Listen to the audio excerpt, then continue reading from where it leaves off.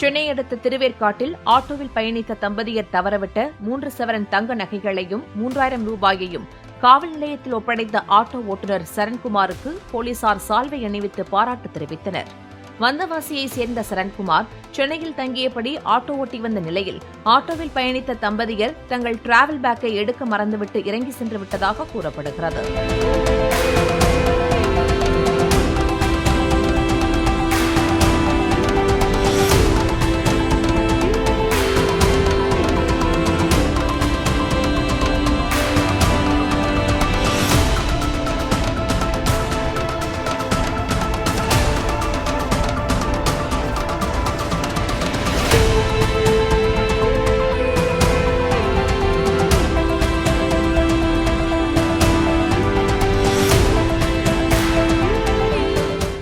சென்னையில் இருக்கோம். நான் தற்சமயம் ஒரு வருஷமாக ஆட்டோ ஓட்டிகிட்டு இருக்கேன்.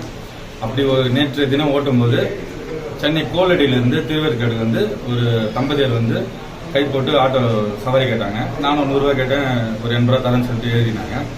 அப்புறம் திருவேற்காடு எம்ஜிஆர் நகர் இறங்கணும் அப்படின்னு சொல்லிட்டு கேட்டு எம்ஜிஆர் நகரில் இறங்கிட்டாங்க. அவங்க வீட்டிலாம் இறங்கல, அவங்க வழியில் இறங்கிட்டாங்க.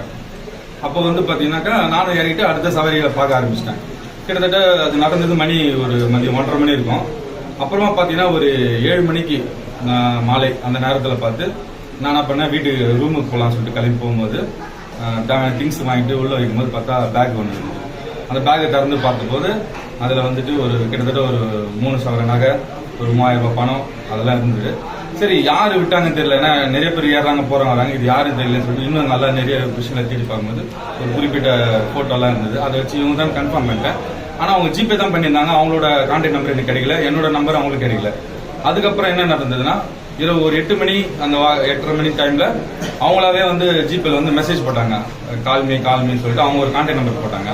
அந்த கான்டாக்ட் நம்பருக்கு நான் கால் பண்ணேன், நானே கால் பண்ணி இந்த மாதிரி கேட்டதுக்கு பேக் மிஸ் பண்ணிட்டேன் அப்படின்னாங்க. அவங்க பேர்லாம் கேட்டுட்டு கன்ஃபார்ம் பண்ணிட்டு போயிருக்கு. ஏன்னா குழந்தை பேக், அந்த பேக்ல பேம்பர்ஸ்லாம் இருந்தது. அப்பே தெரியும் குழந்தை வச்சுட்டு இவங்க தான் ஏறினாங்க.